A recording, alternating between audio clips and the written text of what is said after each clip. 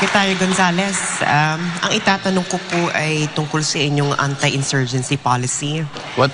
Yeah. Ang nakalagay po kasi dito ay kung kayo'y magiging presidente, kayo ay open for peace talks pa. Kung ating pong matatandaan, dito, under the Duterte administration, I think this is the first administration that did this experiment of actually allowing members or recommended people of CPP and PA to actually govern. So for the first time in our history, we have, communists and, capitalists, etc. in our government. I think even, Yusek Badoy was like, lobbying for one of them to be part of our government. Pero, this very generous offer to the CPP, NPA, and DF group actually failed, and we're back to the same game of actually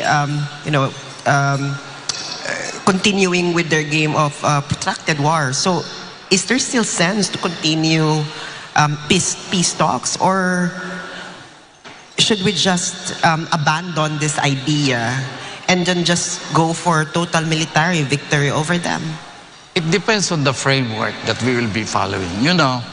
When I entered the peace process, first thing I noticed is that when you look at the agenda for discussion on the peace talks, it is tantamount to establishing a coalition government with the communists.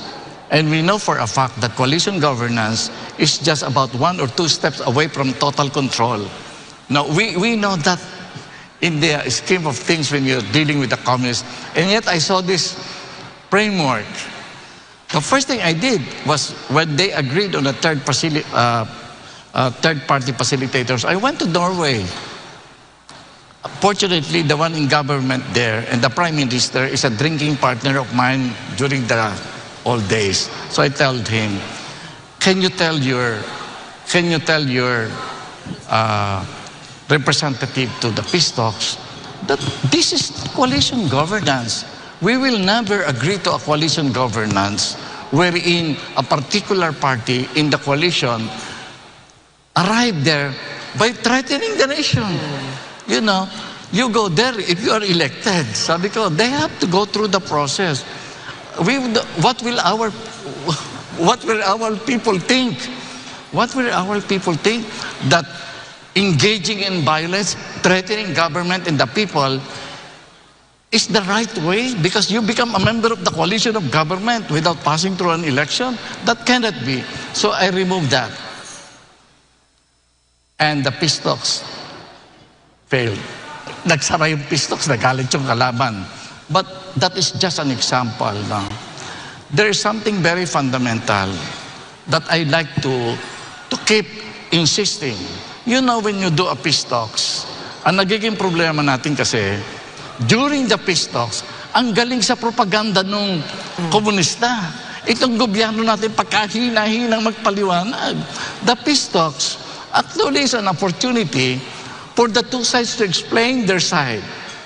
Dapat nananalo yung gobyerno, hindi nananalo yung komunista. I keep insisting. There is only one sentence that I want to remove from the strategy of the communists. And I can cite you many examples that it became very beneficial to the society when you give up the sentence. And what is the sentence? I-rephrase ko na lang, baka humaba. The gist of it is that fundamental to the strategy of the communists is their belief that they can only achieve state power by using arms, by engaging in armed struggle.